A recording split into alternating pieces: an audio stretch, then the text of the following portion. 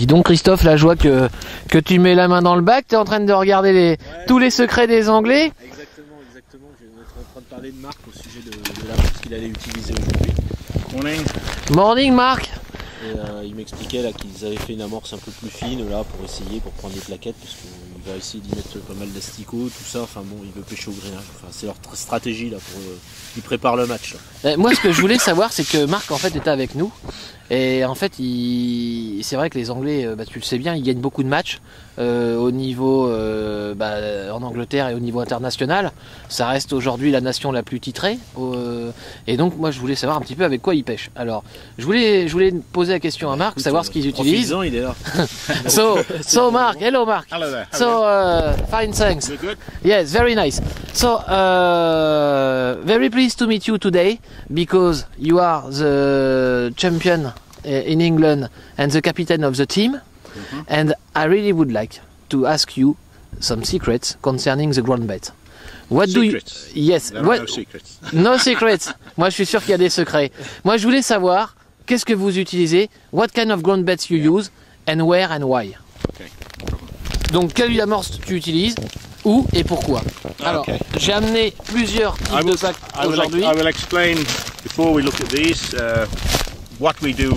I think that is different to many other countries. First of all, avant de démarrer, je voudrais vous expliquer un peu toutes les amorces qu'on utilise en fonction des pays où on va, afin et après je te dirai un peu tous les différents mix qu'on fait.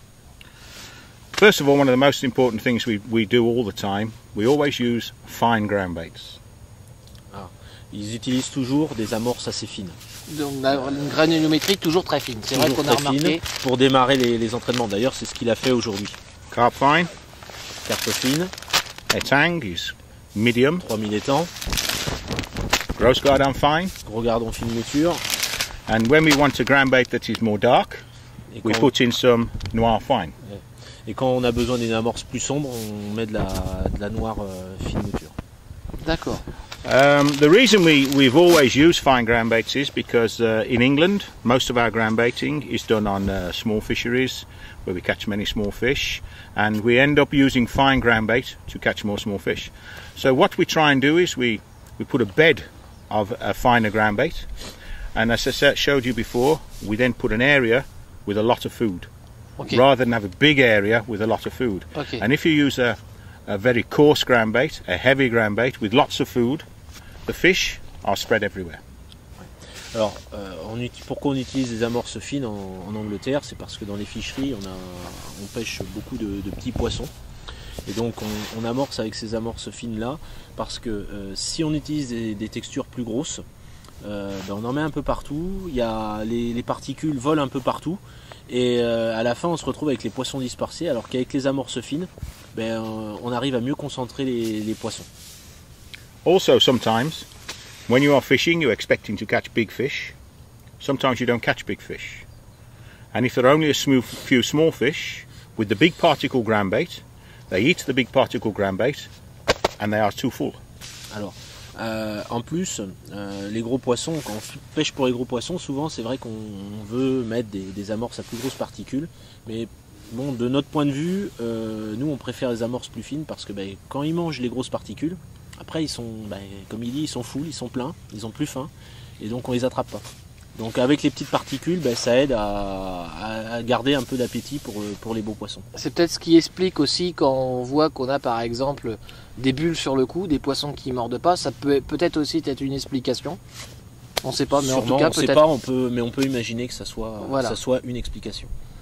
Also, census have 50, 60, 100 different ground baits, but we maybe select 6 or 7 ground baits that we use all of the time.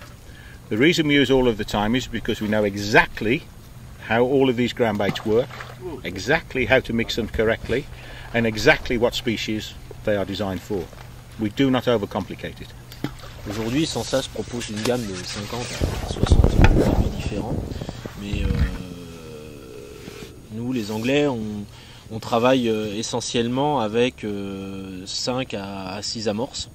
Parce que maintenant on est habitué à ces amorces, on connaît exactement leur travail, on sait le mouillage, comment on doit le faire, on connaît parfaitement comment on doit l'utiliser et dans quelles circonstances l'utiliser. Donc comme ça nous permet de nous adapter sur chaque parcours qu'on rencontre, le mix parfait pour avoir le mix idéal pour faire la meilleure pêche. We also have to determine what species we are trying to fish for. Et on adapte aussi en fonction de l'espèce qu'on souhaite attraper. When we go to the warm countries like Portugal and Italy, then we always take carp fine. Alors quand on va dans les pays chauds en Europe, c'est-à-dire Portugal, Italie, Espagne, on utilise la carpe fine. And when we win in Merida 2 years ago, we used carp fine and gialia. Alors quand ils ont gagné à Mérida il y a 2 ans, ils ont utilisé de la carpe fine et de la giala. Exactly the same principle. We ball with maybe 20 balls with not a lot of food in an area, and then we cup in with chopped worm, with sweet corn, with casters in a small area. Ah, voilà. Alors on a amorcé avec ce mélange d'amorce avec très peu d'èches. On a fait un grand tapis et après on a tout concentré à la coupelle, nos èches, vers coupé, du maïs et des vers de vase. With terre de rivière and grey lim. Avec le mélange double terre et ça leur a permis d'obtenir d'excellents résultats. And when we move to somewhere like France and Belgium and Holland, which is the north of Europe, Yes. then we come into the Gros Gardon and the Black Canal Fine. Voilà. Alors quand on vient dans les pays du nord de l'Europe, France, Belgique, Hollande, là on utilise des amorces plus sombres, comme le gros gardon et la noire fine mouture. Because generally now we are fishing for roach and bream. Parce qu'en général on pêche pour des gardons et des brèmes, et donc ce sont les compositions les plus adaptées. And normally then for topping up with just jokers, we use double leam, grey leam and terre de Somme. Donc, et là, cette fois, on utilise de la terre de Somme et du grêlim pour faire la double terre, parce que c'est plus attractif pour ce type de poisson-là. Donc en fait ça reste quand même assez simple, that's very simple and that's very efficient. It is, yeah. Donc c'est vraiment très simple et très efficace. Finalement, c'est peut-être ça le secret. J'ai l'impression qu'on se complique beaucoup nous en fait avec les amorces et en tout cas ce que nous dit Marc, en tout cas c'est très intéressant parce que c'est du bon sens et très simple.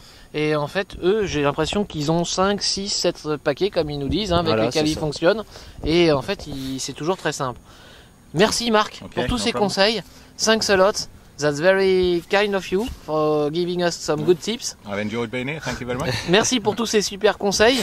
Et puis maintenant, je crois que j'allais préparer mon amorce toi aussi. Ouais. Mais par contre, on va faire fin. Ouais, parce que on va revoir notre position là, parce que là, sinon. On va affiner un peu tout ça. J'ai peur qu'ils en prennent plus que nous. Voilà, moi aussi. Bon, allez. Thank you, Marc. Thank you. Have a good match. Thank you. Olivier. Thank you. Yes, take care.